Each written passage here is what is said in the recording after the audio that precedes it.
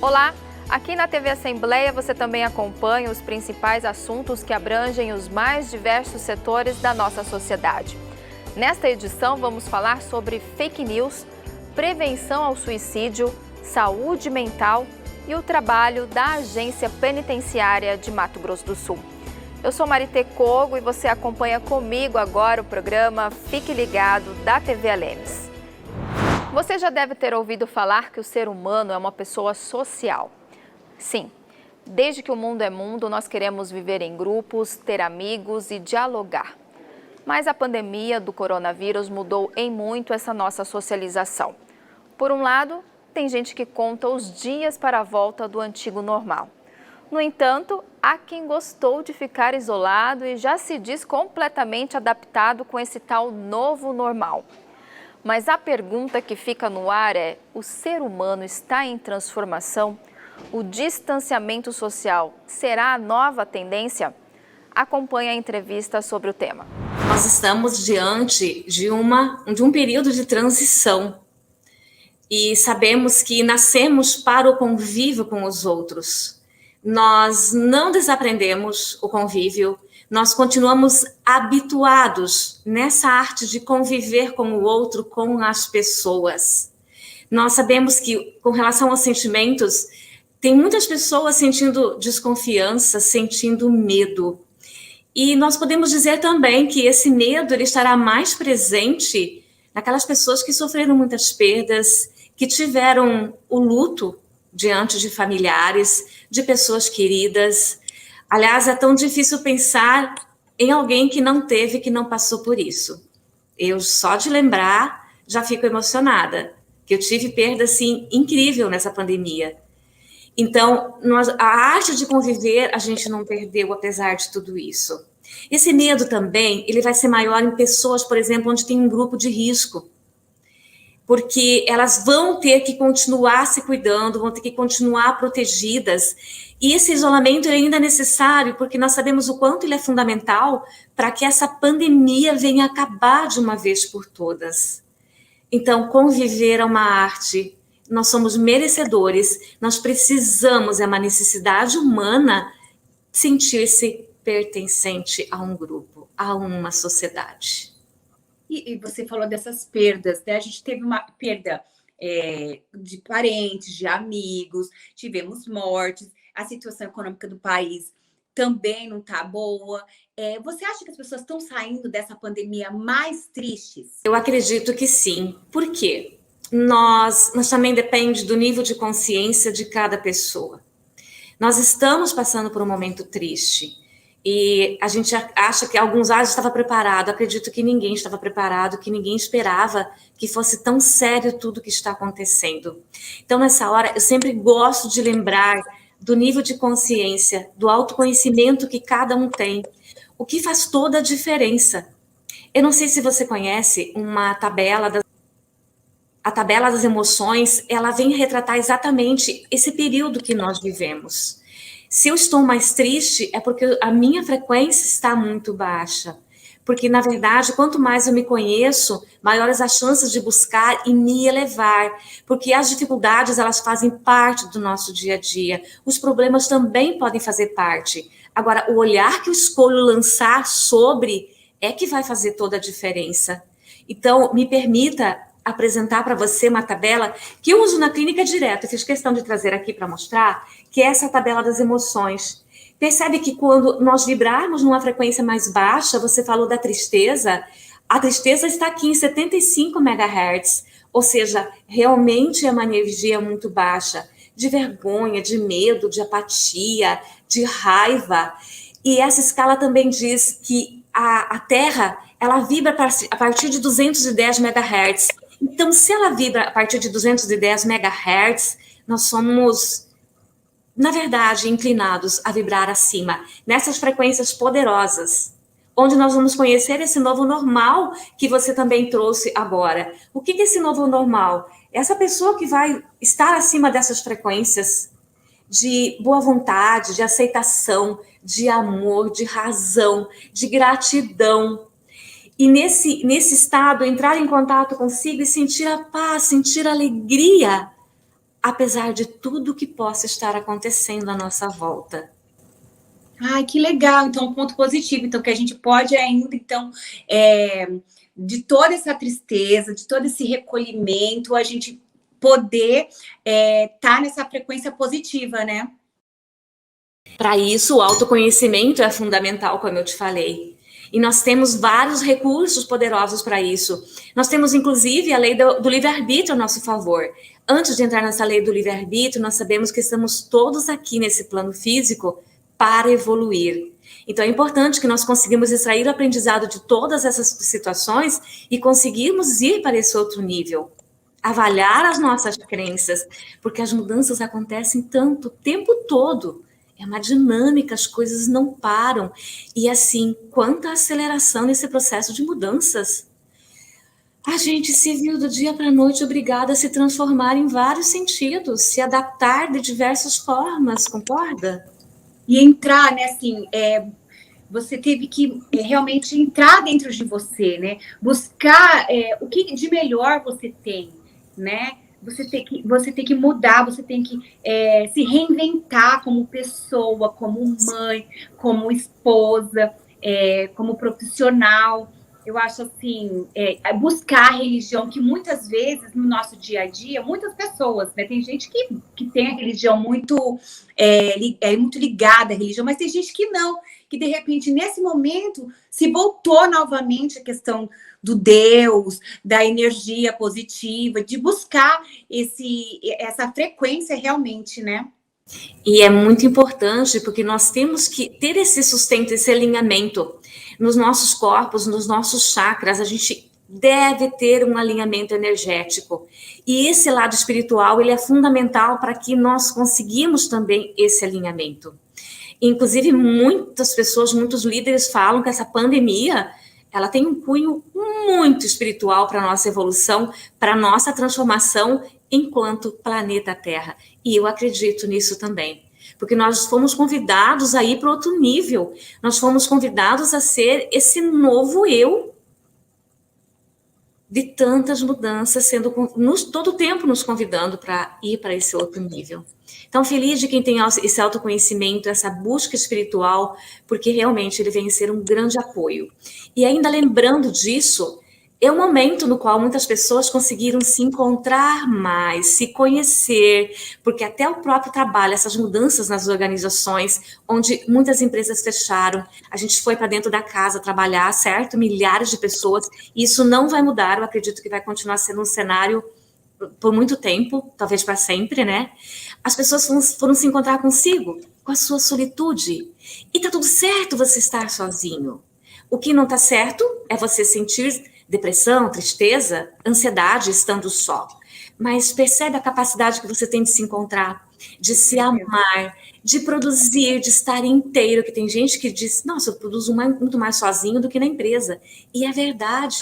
Então, essa capacidade de se sentir bem, ser produtivo, se amar inteiramente. Eu só consigo me relacionar bem com esse outro, com o social, inclusive, quando eu sei que eu estou bem comigo, com a minha pessoa. Quanto mais elevada nesse bem-estar, nesse alinhamento, melhores serão os relacionamentos que eu vou encontrar, que eu vou conseguir promover aí fora. Já que estamos falando de saúde mental, quero lembrar você que setembro é considerado um mês de alerta para um assunto ainda pouco discutido na sociedade. Sim, precisamos falar sobre o suicídio. Quanto mais o debate e a conscientização sobre o tema, mais poderemos ter chances de evitar o seu acontecimento. Eu fiz uma matéria sobre o Setembro Amarelo e como os casos tiveram um aumento por causa da pandemia. Confira.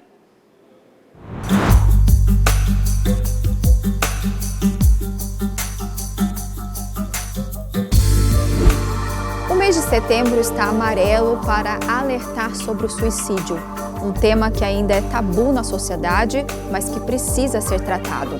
Com a pandemia da Covid-19, psicólogos e psiquiatras verificaram um aumento no número de queixas de saúde mental e no número de casos de suicídio.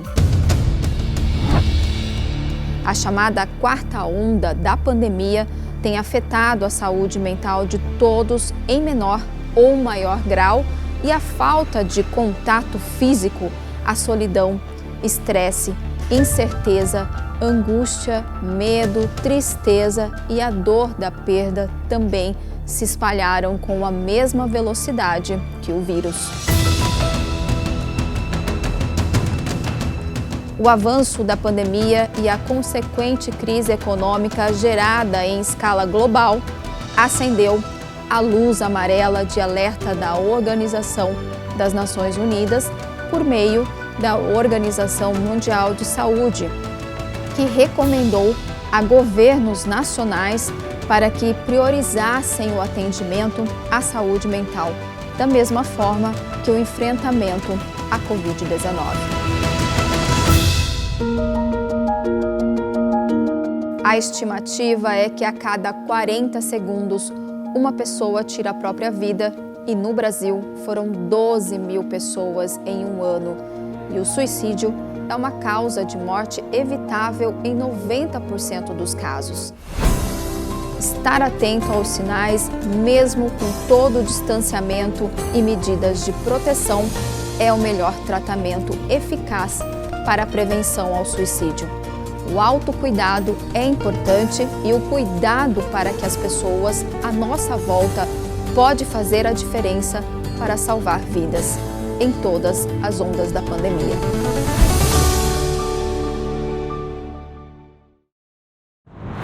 Você sabe qual a função do Procurador-Geral do Estado?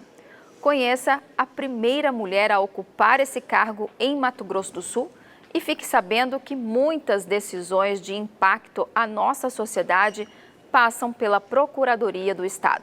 Confira. O Procurador do Estado, ele é o advogado do Estado do Mato Grosso do Sul, né? Então, nós advogamos, nós defendemos as causas do Mato Grosso do Sul. E isso significam as políticas públicas, né? Que muitas vezes há uma interferência ou a gente consegue construir, defender, por exemplo, a questão do fechamento das escolas, que nós tivemos uma discussão na época da pandemia, né?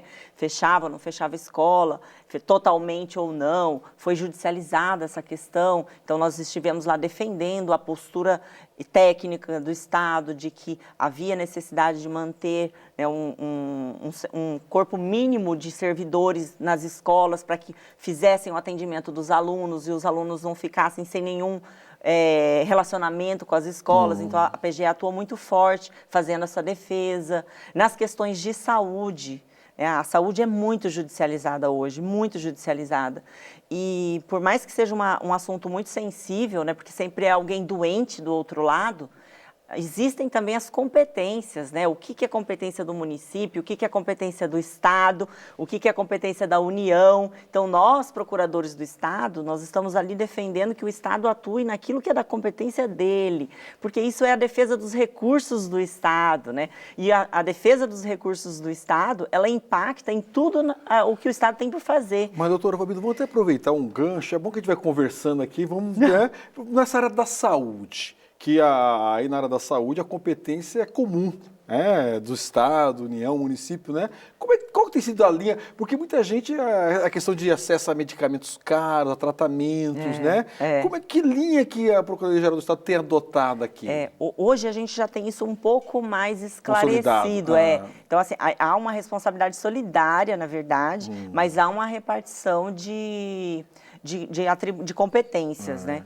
E, por exemplo, esses medicamentos de alto custo são competência da União, né? A questão de vaga hospitalar é do município, né?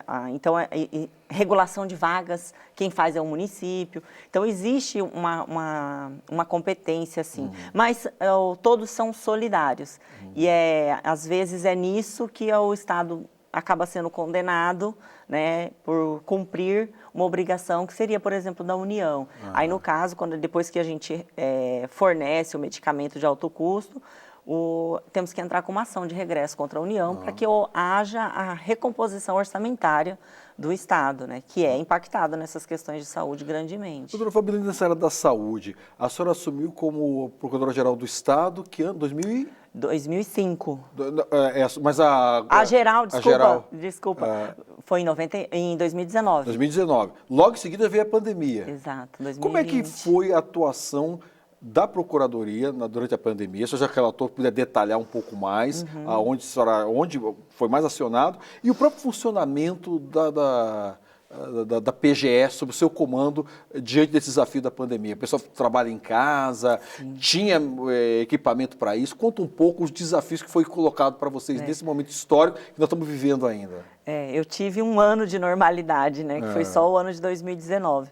E nesse ano de 2019, como eu tinha sido adjunta, né, anteriormente, A doutora Adalberto era geral e eu fui adjunta do consultivo, que é a área de pareceres, né, de orientação às autoridades. Então eu já tinha um pouco do conhecimento do que era a gestão e alguns problemas da Procuradoria. Então quando eu assumi em 2019, eu tinha um plano já para pôr em prática.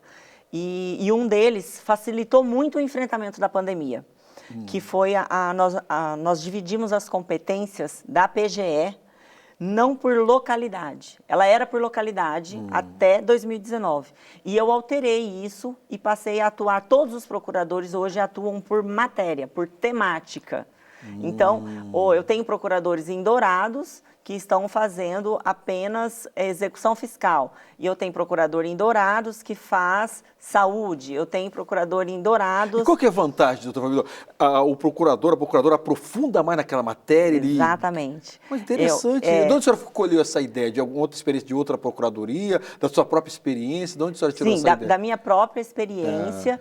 E eu tive contato com outros colegas de outras procuradorias, mas principalmente a Advocacia Geral da União. Eles já estavam se organizando nesse sentido, de trabalhar por temática.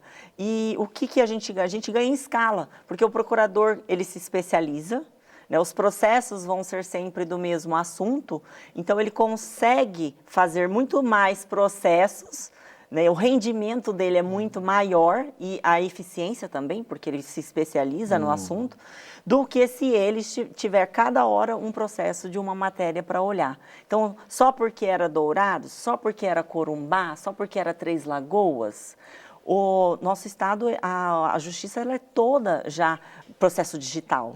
Então, isso permitiu que nós também na PGE passássemos a atuar de maneira digital, à distância.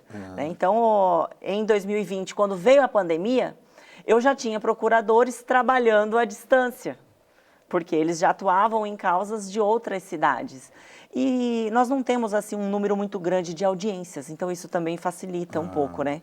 E um dos pedidos que a gente tinha antes da pandemia, Benhur, isso é muito interessante, que eu falo que a pandemia acelerou o nosso desenvolvimento digital, né? E um dos nossos pleitos junto ao Tribunal de Justiça eram as audiências virtuais. Então, lá em 2019, eu fiz requerimentos para que as audiências pudessem ser digitais para nós, procuradores, pelo menos, para que nós pudéssemos evitar o deslocamento. Porque o deslocamento para uma cidade é perder um dia de trabalho. O que torna uma informação atrativa? É a simplicidade da verdade ou a fantasia de uma mentira? Em tempos de rede social, a informação com adjetivos de incrível, fabulosa, espetacular tem o poder de atingir mais as pessoas. No entanto, isso pode ser um fato falso, uma inverdade conhecida atualmente como fake news. E aí, você já caiu na armadilha da fake news e passou uma mentira para frente? Uma inter-relação que poderia ser totalmente dispensável, mas não é. Saúde e fake news. Com a pandemia de coronavírus, pelas mais diversas razões, negacionistas disparam notícias falsas que descredibilizam o trabalho dos cientistas e principalmente das orientações de enfrentamento à Covid-19. É nesse cenário de notícias falsas e movimentos de desinformação que surge a divulgação científica, que nada mais é que a tradução do conhecimento produzido pelos cientistas para toda a população. Jornalistas são grandes divulgadores a partir do jornalismo científico, mas as redes sociais também garantem lugar de fala para os próprios pesquisadores e produtores de conteúdo digital.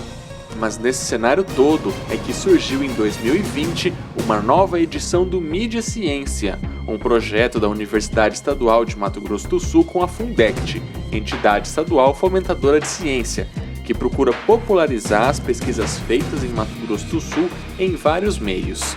Instagram, YouTube e até revista são produzidas pelo grupo de jornalistas para tornar o trabalho dos pesquisadores mais próximo da realidade das pessoas. É um esforço para garantir o reconhecimento dos esforços da ciência. Afinal, conhecimento é poder. E por que é que alguém seria contra isso? Falou uma coisa interessante, que às vezes as fake news elas têm mais visualizações. Acho que é muito a ver também com assim, a fake news fala o que eu quero ouvir. Eu lembro, não sei se você vê uma certa correlação também, nos primeiros anos do governo do ex-presidente americano Donald Trump, nas entrevistas coletivas que eram feitas na Casa Branca, se falava muitas coisas e depois os assessores falavam, não eram fake news, são fatos alternativos. Eu lembro muito desse termo lá em 2017, fatos alternativos, não são fake news. Você acha que tem muito disso? É a gente falar alguma coisa que as pessoas querem ouvir, por isso as fake news são tão interessantes? Sem dúvida, as fake news são mais interessantes, né? Sempre quando você vai contar uma mentira, a liberdade narrativa que você tem para criar uma coisa atraente, pelo menos em nível de entretenimento, é muito maior. E essa palavra é uma palavra decisiva para você entender também as fake news no nosso contexto, né? Toda nosso comportamento em redes sociais, em comunicação, ele busca muito o entretenimento. Quando a gente está lá, a gente busca se entreter. A gente não está exatamente buscando informação numa rede social. A gente busca relacionamento e entretenimento. E quando a notícia começa a circular nesse meio, ela precisa se adaptar ao contexto de entretenimento. Então, ela precisa entreter. E quando ela precisa entreter, daí pronto, daí ficou difícil manter o compromisso com a verdade estrita, porque a verdade estrita nem sempre é muito legal, nem sempre é muito interessante, né? Então, você tem uma margem aí para criação muito grande. Daí é claro que, assim, a gente está falando num contexto de comunicação que é importante, que é fundamental, aliás, mas tem outros contextos maiores, né? Tem o contexto filosófico da pós-verdade, que muita gente trata isso como um mito, mas que é um fato. A gente tem o aumento do número de informações que a gente tem para se posicionar sobre algum tema, às vezes deixa a gente indeciso sobre o que eu vou ouvir de fato. Então, eu tenho tantas opiniões sobre um determinado tema, e eu não, de repente, assim, eu já não confio tanto no líder religioso para dar uma versão da verdade, ou no meu pai, ou na minha mãe, nem no patriarcado, nem na igreja. Então, a gente vai perdendo um pouco essas referências, e daí, na hora de se posicionar do que a gente acredita que é verdade, fica uma confusão danada, e as pessoas tendem a acreditar, ou dizer que acreditam, ou dizer que confiam naquilo que faz sentido para elas pessoalmente, não necessariamente naquilo que faz sentido.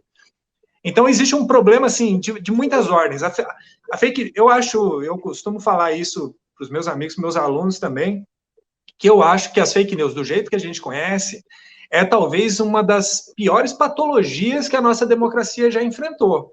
Porque, assim, ela corrói o centro da democracia, que é a discussão, né? Que é a discussão dos fatos, o desenvolvimento do pensamento, a construção de posições. Então, ela vai minando essas coisas de uma forma que, às vezes, interessa a alguns grupos, né? E alguns grupos podem manipular isso, haja vista o número de escândalos que a gente tem visto no mundo inteiro, né? De vazamento de informações, de como que empresas e grupos têm usado mesmo dados de usuários para espalhar notícias falsas, né?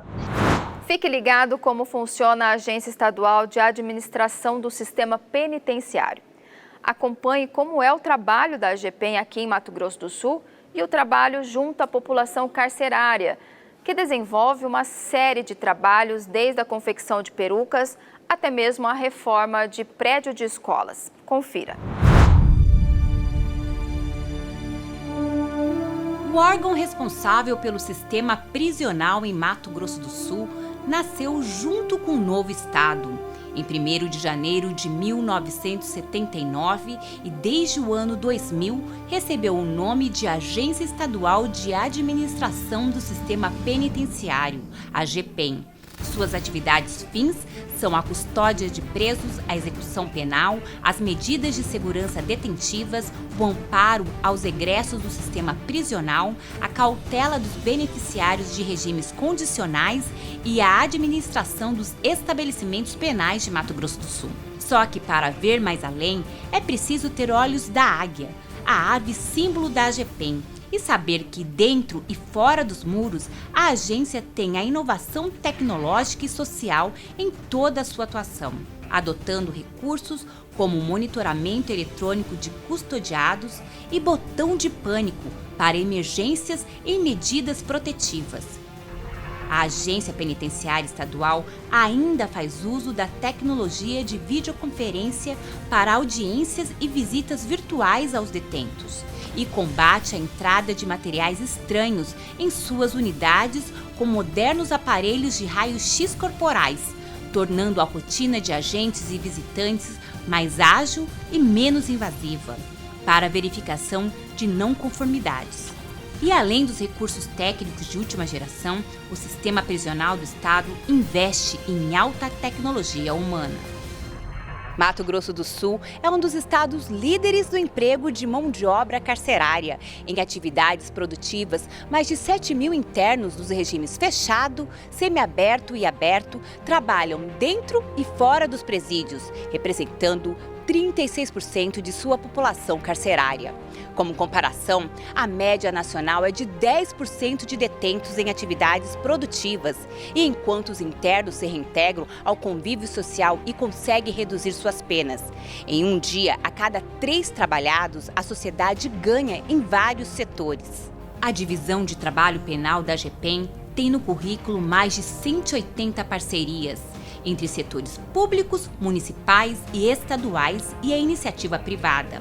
Por todo o estado, o trabalho dos apenados está presente mesmo onde não se imagina. Na produção de blocos para calçamento, na manutenção de paisagismo e jardinagem, na manutenção e reforma de escolas e mobiliários escolares, na produção de perucas para pacientes em tratamento de câncer, na confecção de uniformes para escolas públicas, na garantia de alimentação de entidades assistenciais e comunidades, com a produção de hortaliças e criação de peixes em cativeiro. Alta tecnologia humana que vai também pelas letras, no projeto de remissão de pena pela leitura, uma iniciativa que leva cultura, saber e estudo para presos das 20 unidades prisionais administradas pela AGEPEM. Letras que vão além dos muros e cercas e renderam apoio do DEPEN, o Departamento Federal de Administração Prisional, com a doação de milhares de livros para ampliação do programa. Assim como sua ave símbolo, a águia, a agência se mantém vigilante, atenta, pronta para atuar em qualquer distância, dentro e fora de seus muros, em todas as etapas da custódia à reinserção do egresso de seu sistema, transformando vidas e comunidades e desafios em oportunidades.